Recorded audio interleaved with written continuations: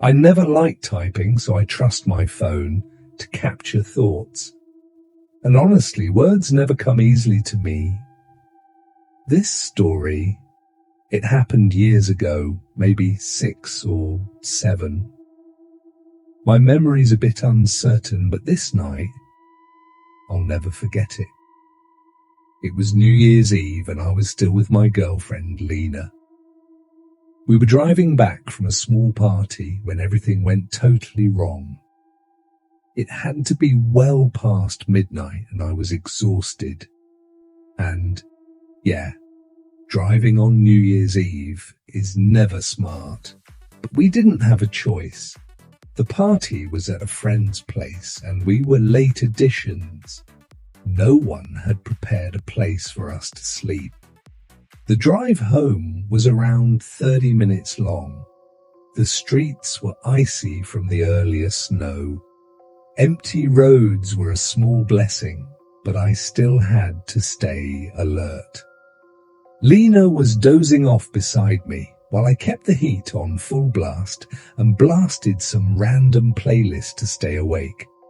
Then it happened. The road ahead was empty. Then quickly, a woman appeared, standing in the middle of the street. Not walking, not crossing, just there, staring straight at us like she'd been waiting for this exact moment. I slammed on the brakes. My heart jumped. That's when I saw it. A huge kitchen knife, the kind you'd use for carving a turkey, dangling at her side. My headlights revealed her face, twisted in agony, screaming or crying. Maybe both. I don't even know. Instinct kicked in. I swerved right. She lunged. The impact hit before I even realized what had happened. She'd swung the knife at the car as I passed. The ice made it worse. We spun, tires sliding, and suddenly we were facing the wrong way. Lena woke up screaming. I held the wheel as tight as I could, but the car was out of control. By the time we stopped, we were facing her again, maybe 30 feet away, limping, knife still in hand, screaming some guttural sound that wasn't human. Her clothes were torn, hair wild, eyes empty. I don't know if she was on drugs or if she'd snapped, but she was pure danger, dead eyes, and she was coming straight for us. I hit the gas, tires spun, ice screeched.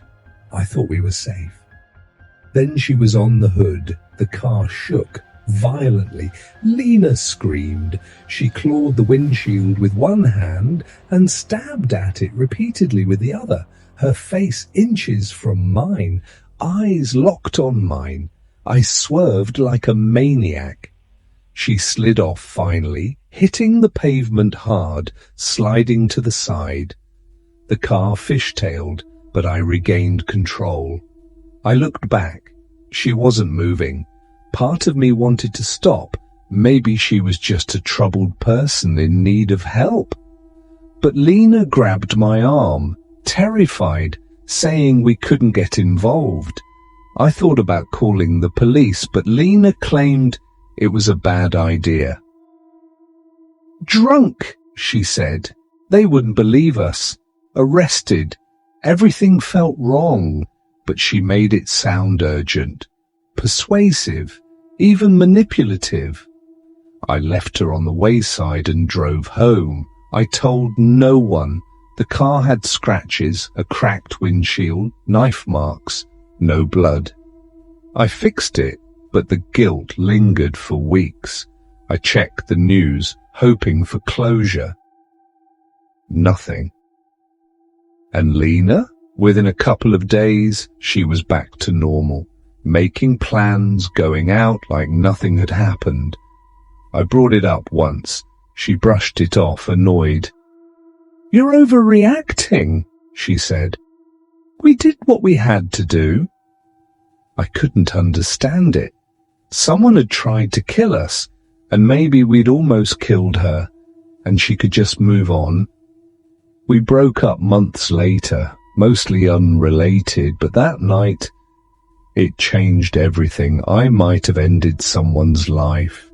That woman could have ended mine, and that's not something you ever forget.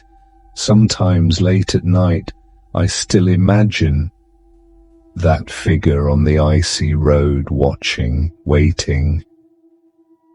And I realize some things aren't meant to be understood. Some encounters just leave their mark.